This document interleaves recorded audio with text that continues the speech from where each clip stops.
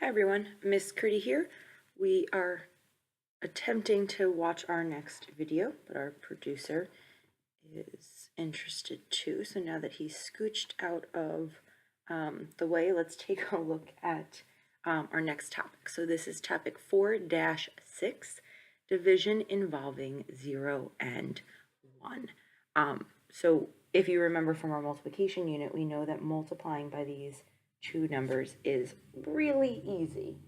We know that anything times 1 is just the other factor, and anything times 0 is 0. However, when it comes to division, these two once easy factors now become mighty tricky. So there are 3 rules that we need to keep in mind. And these are rules that if you don't have memorized, we can always retest them out, or you can look at this review sheet. But these are rules that we really need to keep in mind, because when we're dividing by 0 and 1, we want to make sure that we are getting the correct quotients. So here are the rules. Rule 1, any number except 0 can be divided by 1. You can always put something into one group or put one of something into a group. So we can always divide by 1. Rule number 2, 0 divided by any number except 0 is going to give us 0. So if you are doing something like 9, 0 divided by any 0 divided by 9.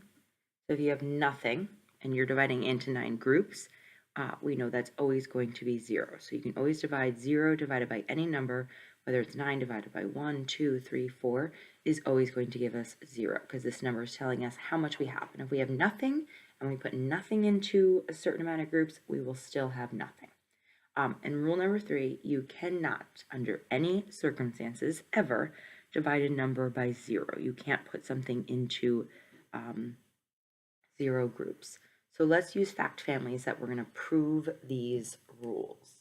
So we know that when we are looking at a problem like 12 divided by 4, we know that we can use the multiplication equation to solve this. So it would be 4 times what number equals 12. And we know that the answer to that question would be 3. So let's use that to prove these rules using these equations. So we've got 7 divided by 1. So the multiplication equation that I would be thinking of is 1 times some mystery number would give us 7. And when we think about that, we know that 1 times what would give us 7? 1 times 7, of course. All right, let's take a look at this one. 8 divided by 8, what is that going to give us? So if we think about the multiplication equation, it would be 8 times some mystery number is going to give us 8. And we know that the only way we would be able to get 8 as our answer would be if we multiplied by the number 1. All right, let's take a look at this one. 0 divided by 5 equals what? Again, our turnaround fact would be 5 times what number would give us 0. And we know that when we multiply by 0, we always get 0. So that mystery number there would be 0. All right, and here's where it gets a little bit tricky. Let's take a look at this one. 9 divided by what number? 9 divided by 0 equals what? And we're going to think 0 times what number is going to give us 9.